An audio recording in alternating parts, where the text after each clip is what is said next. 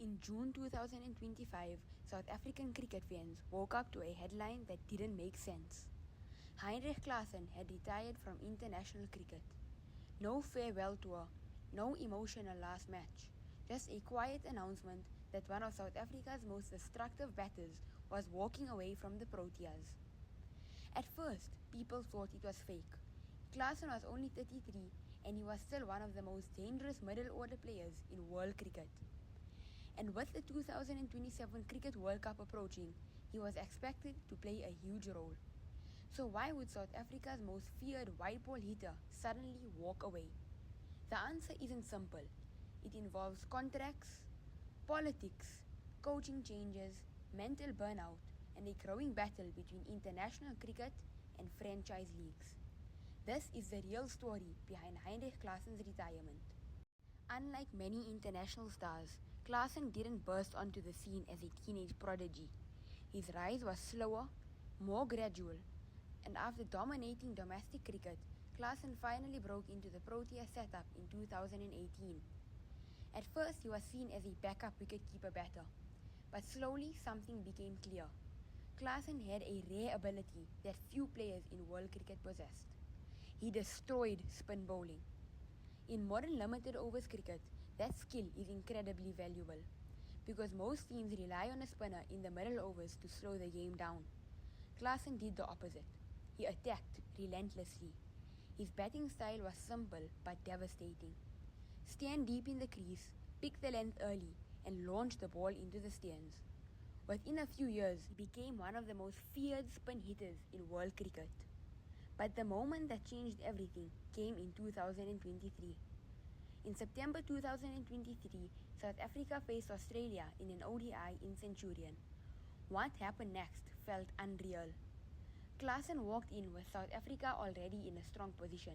Then he did something extraordinary. Ball after ball, it disappeared into the stands.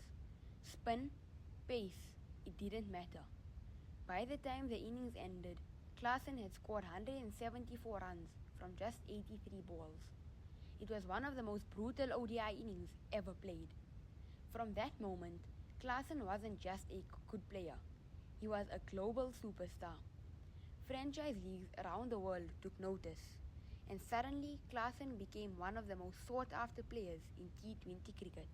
By the mid-2020s, cricket had changed dramatically. Franchise leagues were exploding across the world. The most powerful of them all was the Indian Premier League. Players could earn more in 2 months of IPL than they might earn in an entire year playing international cricket. For a player like Klassen, this created an opportunity, and teams were willing to pay huge money for his skills. One franchise that particularly valued him was the Sunrisers Hyderabad. Klassen quickly became one of their most dangerous hitters. His ability to destroy spin made him perfect for the IPL. And as his reputation grew, more leagues came calling. Major League Cricket, the 100, SA20. Suddenly Klassen wasn't just a national player, he was a global T20 superstar. But this is where conflict began.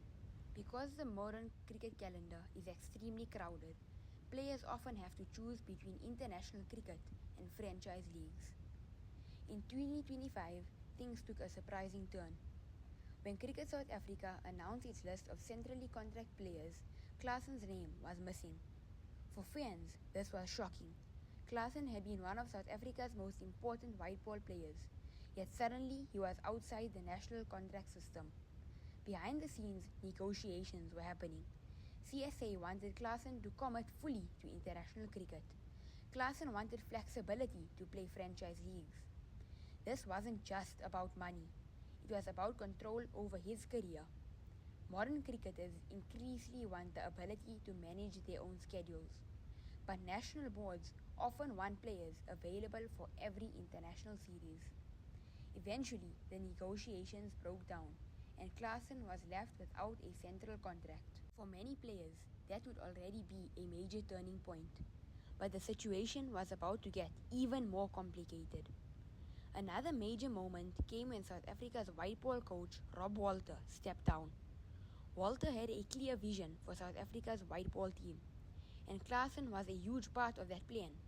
They had already discussed his role leading into the 2027 World Cup. But when Walter left, everything changed. Suddenly the system Klassen trusted was gone. A new coach meant a new philosophy, and the new direction of the team wasn't necessarily aligned with Klassen's future. The new direction came from Shukri Conrad. Shukri Conrad had a clear message for South Africa's cricketers. If you want to represent the Proteas, international cricket must come first. No skipping tours for franchise leagues, no part-time national players. It was a philosophy designed to protect international cricket. But it also created a difficult choice for players, especially for someone like Klassen. Because by this point, Klassen was one of the most valuable T20 batters in the world. Franchise leagues were offering enormous opportunities, and committing fully to international cricket meant giving up many of those chances. But there was another factor that fans didn't see at first: the mental toll. International cricket can be exhausting. Constant travel, constant pressure, and constant scrutiny from fans and media. At one point, Klassen admitted something surprisingly honest. He said there was a period where he didn't really care whether the team won or lost. For a professional athlete, that's a warning sign, because it shows the emotional connection to the team is fading. Burnout is something many modern cricketers experience, and for Klassen, that burnout played a huge role in his decision. Klassen's retirement also fits into a larger pattern in South African cricket. Over the past decade, several South African players have stepped away from international cricket earlier than expected. Some left for overseas contracts, others chose franchise leagues, and some simply felt frustrated with the system. South African cricket had faced many challenges: administrative instability, contract disputes, and scheduling conflicts.